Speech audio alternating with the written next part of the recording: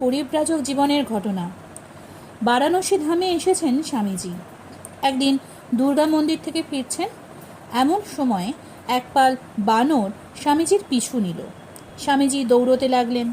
বানরগুলো পেছনে ছুটল।